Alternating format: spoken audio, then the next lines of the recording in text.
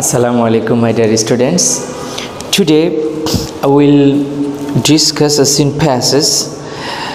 The name of the scene passage is The Unforgettable History. এখানে দেখো তোমাদের যাদের নতুন বই রয়েছে, নতুন বইয়ের হচ্ছে একদম ইউনিট 1 লেসন 1 আর পুরাতন বইতে এটা লেসন 2 তে রয়েছে। তো দেখো আমাদের আজকের আলোচনা হচ্ছে দ্য আনফরগেটেবল হিস্ট্রি। এখানে তোমরা জানো যে এই সিন প্যাসেজটার মধ্যে বঙ্গবন্ধুর যে 7ই মার্চের ভাষণ, এই ভাষণটা আসলে এখানে দেওয়া হয়েছে। তো আমরা সব সময় শুনে এসেছি যে বঙ্গবন্ধুর যে 7ই মার্চে যে উনি ভাষণটা দিয়েছিলেন, এই ভাষণটা এটা আমরা এখন ইংলিশ ভার্সনটা আমরা পড়ব এবং ইংলিশ ভার্সনটা থেকে এখান থেকে ওয়ার্ড মিনিংগুলো জানার ট্রাই করব এবং গ্রামাটিক্যাল বিভিন্ন এক্সপ্রেশন আমরা বোঝার ট্রাই করব। দেখো তোমাদেরকে আমি আবার স্মরণ করিয়ে দিচ্ছি, তোমরা যারা এই মুহূর্তে ভিডিওটা দেখছো তোমরা হচ্ছে বইটা খুলো, সামনে রাখো এবং আমি যেভাবে পড়ি আমার সাথে সাথে বইটা ধরো, তাহলে তোমাদের একই সাথে সব কিছু কমপ্লিট হয়ে যাবে। মাই ব্রাদার্স, ভাইয়েরা আমার। দেখো এই যে সম্বোধন, এটা আসলে একটা হিস্ট্রিক্যাল মানে ঐতিহাসিক একটা সম্বোধন। বঙ্গবন্ধু যে 7ই মার্চে ভাইয়েরা আমার বলে দারাজ কণ্ঠে যে উনি ভাষণটা শুরু করেছিলেন, আর তখনকার যে অবস্থা তোমরা বিষয়টা অনেকেই জেনে থাকবা যে বাঙালিরা অত্যাচার নির্যাতন সইতে সইতে তারা এমন একটা পর্যায়ে চলে এসেছে, প্রত্যেকটা মানুষ দিন মজুর, কৃষক, শ্রমিক থেকে শুরু করে রাষ্ট্রের সর্বোচ্চ কর্মকর্তা পর্যন্ত তারা সবাই যে পাকিস্তানিদের শোষণের বিরুদ্ধে তারা ধিক্কার জানাচ্ছিল, তারা ক্ষুব্ধ ছিল প্রচণ্ড পরিমাণে। ঠিক সেই মুহূর্তে বঙ্গবন্ধু 7ই মার্চে যে ভাষণটা দিয়েছিল, মাই ব্রাদার্স, ভাইয়েরা আমার, I stand before you today with a heart overflowing with grief. দুঃখ ভারাক্রান্ত মন নিয়ে আপনাদের সামনে হাজির হয়েছি। দেখো চলো আমরা এখন মানে ওয়ার্ড বাই ওয়ার্ড ট্রান্সলেশন করব। আই স্ট্যান্ড বিফোর, শোনো এই যে বিফোর মানে সামনে, মুখোমুখি। বিফোর মানে কিন্তু আবার পূর্বে, হ্যাঁ, বিফোর মানে কোনো নির্দিষ্ট সময়ের পূর্বে, আবার বিফোর মানে কি মুখোমুখি। অর্থাৎ কেউ যদি তুমি যদি ক্লাসে কারো সামনে এসে বলতে চাও, তাহলে তুমি বলতে পারো যে I want to say something before you. তাহলে বিফোর মানে কারো সামনে, মানে দর্শকরা মুখোমুখি থাকবে আর যে স্পিকার আর মানে অডিয়েন্স তারা মুখোমুখি থাকবে। এই অবস্থা বোঝানোর জন্য প্রেপোজিশন বিফোর ব্যবহৃত হয়। তাহলে আই স্ট্যান্ড বিফোর ইউ, আমি তোমাদের সামনে হাজির হয়েছি টুডে, আজকে, উইথ এ হার্ট, একটা হৃদয় নিয়ে, ওভারফ্লোয়িং, ফ্লো মানে প্রবাহিত হওয়া, আর ওভারফ্লো মানে উপচে পড়া। হ্যাঁ, মনে করো একটা গ্লাসের মধ্যে তুমি যখন পানি ঢালবা, তুমি গ্লাসটা যখন ভরে যাবে তারপরেও যদি তুমি পানি ঢালো, সেটা হচ্ছে উপচে পড়া। হ্যাঁ, তাহলে ওভারফ্লোয়িং, দেখো ওভারফ্লো মানে উপচে পড়া। তাহলে ওভারফ্লোয়িং ভার্বের আইএনজি ফর্ম। এটা কেন হলো? কারণ এখানে দেখো I stand, I subject, stand verb. তো এখানে আরেকটা ভার্ব। তাহলে আমরা জানি একটা সেন্টেন্সে যদি দুইটা ভার্ব আসে, পরের ভার্বটা দ্বারা যদি উদ্দেশ্য না বোঝায়, তাহলে পরের ভার্বটা আইএনজি ফর্ম করতে হয়। যার কারণে এই ভার্বটাকে আইএনজি ফর্ম করতে হয়েছে উইথ গ্রিফ মানে দুঃখ, দুর্দশা। তাহলে আমি দুঃখ ভারাক্রান্ত, অর্থাৎ তাহলে এখানে যদি আমি শোনো ইংলিশ আর বাংলা এভাবে হুবহু আক্ষরিক অনুবাদ করে সম্ভব না। তো দেখা যায় যে আমরা এখান থেকে আক্ষরিক অনুবাদের তাই শেখা ট্রাই করব এবং ওয়ার্ড মিনিংগুলো এবং যে কীভাবে ওয়ার্ড মিনিংগুলো সাজানো হয়েছে বা কীভাবে ওয়ার্ডগুলো অ্যারেঞ্জ হয়েছে এগুলো আমরা বোঝার ট্রাই করব। তাহলে আমি তোমাদের সামনে আজকে দাঁড়িয়েছি এমন একটা হৃদয় নিয়ে, যেটা হচ্ছে উপচে পড়া দুঃখ ভারাক্রান্ত হৃদয় নিয়ে তোমাদের সামনে আমি দাঁড়িয়েছি। ইউ আর ফুললি অ্যাওয়ার, তাহলে অ্যাওয়ার অফ দ্য ইভেন্টস।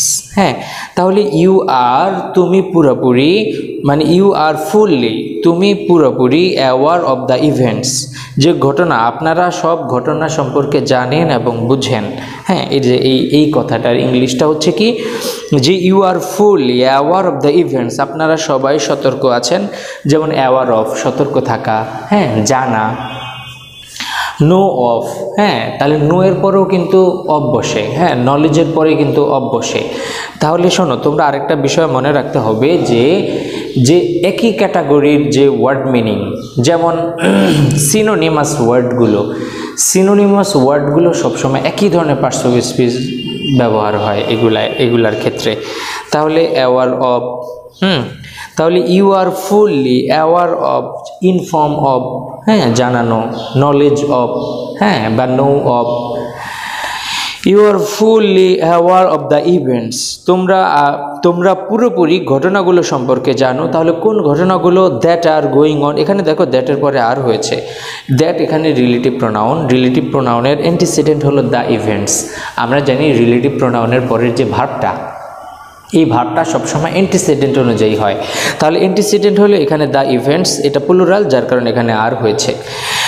তাহলে the events are going on, যেই ঘটনাগুলো চলতেছে, অ্যান্ড আন্ডারস্ট্যান্ড দেয়ার, এখানে দেখো যে দ্যাট আর গোয়িং, এখানে কিন্তু গোয়িং ভার্বের আইএনজি ফর্ম হয়েছে।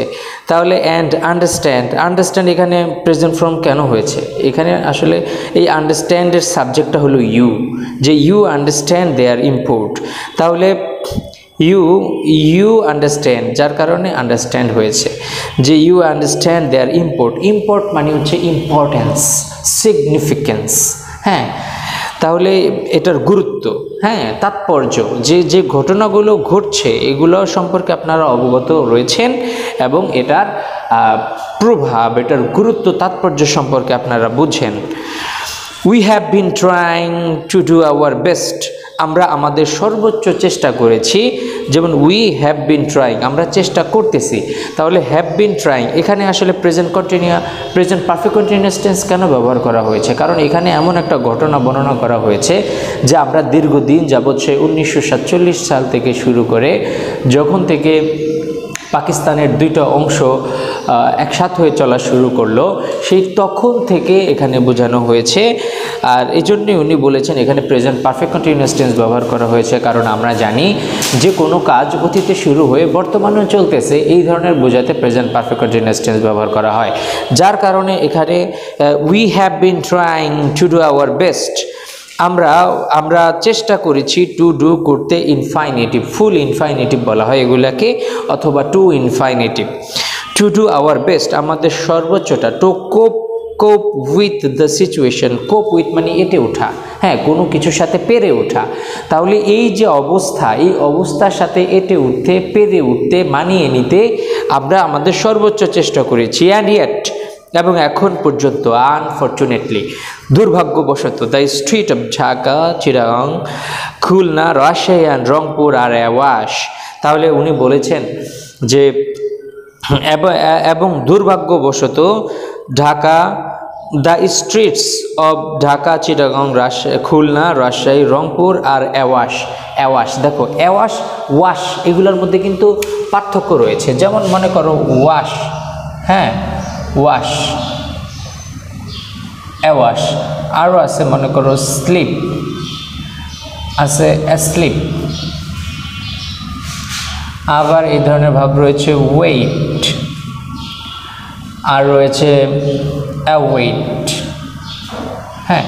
তো এগুলো আসলে ভার্ব আর এগুলো আসলে অ্যাডজেক্টিভ। এই অ্যাডজেক্টিভগুলো কখন ব্যবহৃত হয়? এগুলো সাধারণত কমপ্লিমেন্ট অর্থাৎ লিঙ্কিং ভার্বের পরে এগুলো ব্যবহৃত হয়, সাধারণত লিঙ্কিং ভার্ব। তো লিঙ্কিং ভার্বগুলো কি রয়েছে? যে অ্যাপিয়ার, হ্যাঁ, বিকাম, লুক, ফিল। তো এই যে এগুলার পর তারপর যে বি ভার্ব, অ্যামিজার, ওয়েজার, এগুলোর পরে হচ্ছে সবসময় এই অ্যাডজেক্টিভ ফর্মটা সাধারণত ব্যবহৃত হয়, হ্যাঁ।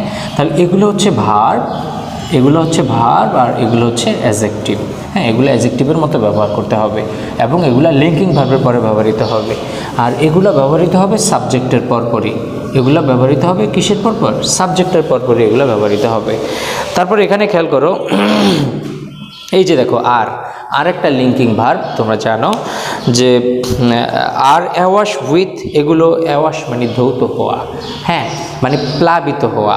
তো উনি বলেছেন ঢাকা, রাজশাহী, রংপুর, খুলনা, রাজশাহী, এই স্থানের স্ট্রিটগুলো awash with the blood of our brothers. হ্যাঁ, তাহলে ব্লাড, হ্যাঁ ব্লাড, ব্লাড মানে রক্ত, আর ব্লিড, ব্লিড মানে রক্ত প্রবাহিত হওয়া। হ্যাঁ, আর অ্যাওয়াশ উইথ রক্তে প্লাবিত হয়েছে, উইথ দ্য ব্লাড রক্ত দ্বারা, অব আওয়ার ব্রাদার্স আমাদের ভাইয়ের।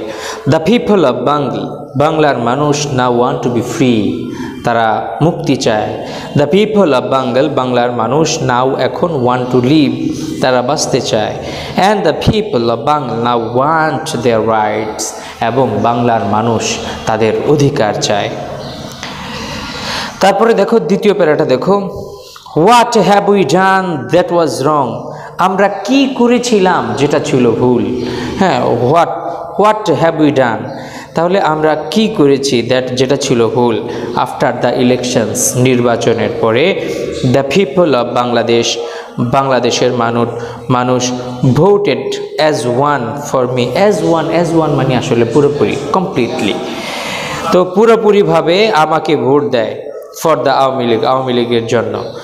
উই ওয়ার টু সিট, শোনো ওয়ার টু, ওয়ার্স টু এগুলো কিন্তু আসলে মোডাল ভার্ব। হ্যাঁ, যেমন কি আছে মনে করো, am to, is to, are two,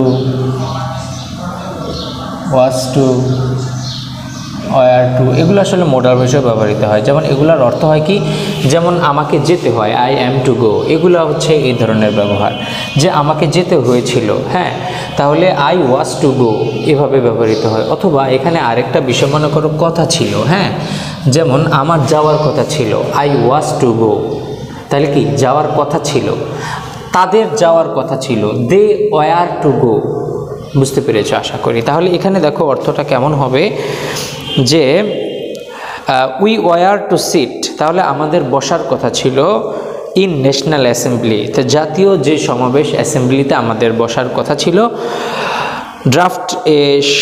draft দেখো এখানে ওয়ার টুর পরে কিন্তু বারবার বেস ফর্ম বসেছে, তাহলে we were to sit in the national assembly, আমরা ন্যাশনাল অ্যাসেম্বলিতে বসবো।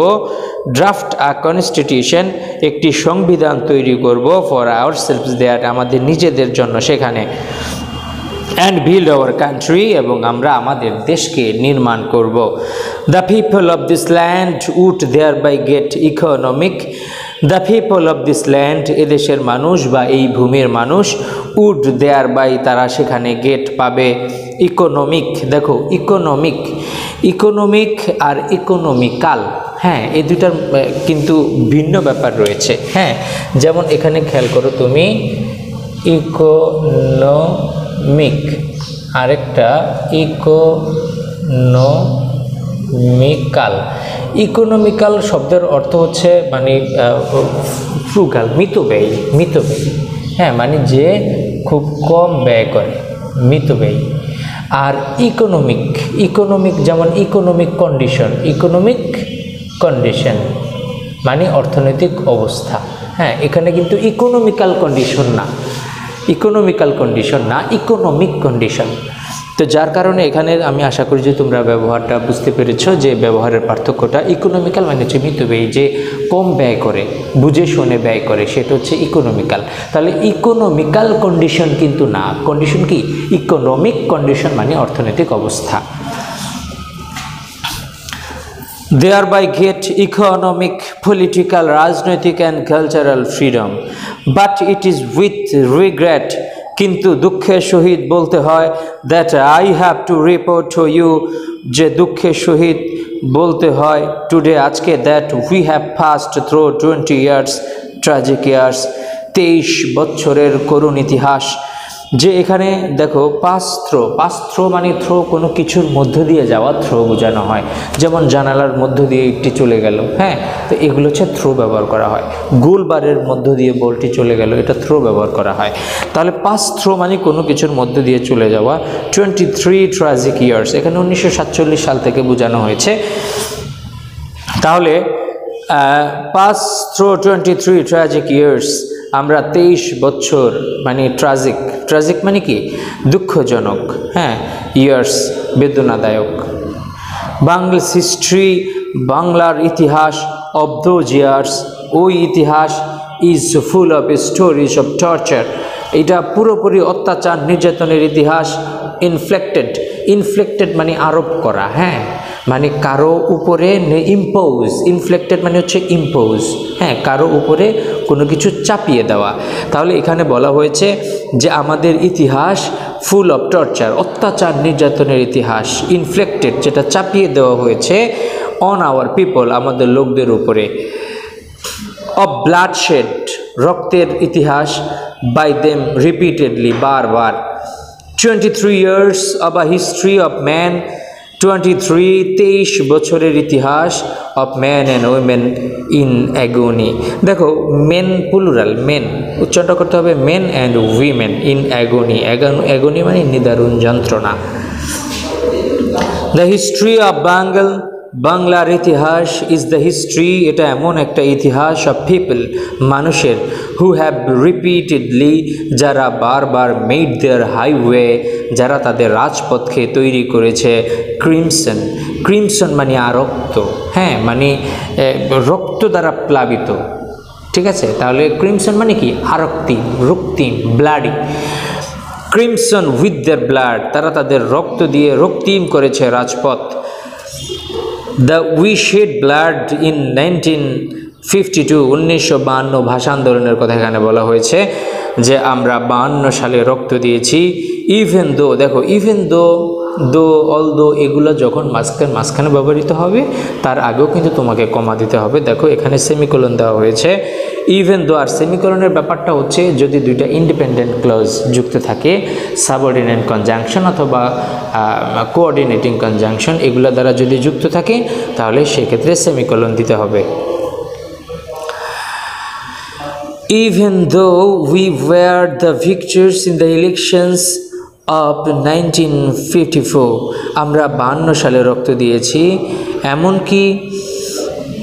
এমনকি যদিও আমরা বিজয়ী ছিলাম ইন দ্য ইলেকশনস অফ 1954, 1954 সালে নির্বাচনে আমরা বিজয়ী হয়ে, we could not form a government, তারপরও আমরা সরকার গঠন করতে পারিনি দেন তখন। ইন 1958, 1958 সালে আইয়ুব খান ডিক্লেয়ার্ড মার্শাল ল, আইয়ুব খান মার্শাল ল ঘোষণা করেছিল টু এনস্লেভ মানে দাস করে রাখা, টু এনস্লেভ দাস করে রাখার জন্য আজ আমাদেরকে ফর নেক্সট 10 years, পরবর্তী 10 বছর যাবৎ। ইন 1966, 1966 সালে when we launched the 6-point movement, যখন আমরা তৈরি করেছি 6 দফা আন্দোলন, our boys were shot dead, আমাদের বাচ্চাদেরকে, আমাদের ছেলেদেরকে গুলি করে হত্যা করা হয়েছে on 7th June, 7ই জুন। when, যখন আফটার দ্য মুভমেন্ট অফ 1969, 1969 সালের যে গণ আন্দোলন, এই গণ আন্দোলনের পরে আইয়ুব খান ফেল ফ্রম পাওয়ার। তাহলে পাওয়ার মানে এখানে ক্ষমতা বোঝানো হয়েছে যে আইয়ুব খান ক্ষমতা থেকে পড়ে গেল, মানে তিনি হচ্ছে ক্ষমতা থেকে তাকে নামানো হলো। And Yahya Khan assume the rain, assume মানে আঁকড়ে ধরা, গ্রহণ করা, অ্যাজিউম। তাহলে কি আইয়ুব খান হচ্ছে 1969 গণ আন্দোলনে উনি হচ্ছে নেমে গেল আর তখন ক্ষমতা গ্রহণ করলো Yahya Khan. The government, he declared that, সে ঘোষণা করেছিল, he would give us constitution, তিনি আমাদেরকে একটা সংবিধান দিবেন, অ্যান্ড রিস্টোর ডেমোক্রেসি, এবং ডেমোক্রেসি গণতন্ত্র পুনর্বহাল করবেন। উই লিসেন টু হিম, আমরা তার কথা মেনে নিলাম। A lot has happened, তারপরে অনেক ঘটনা ঘটে গেল।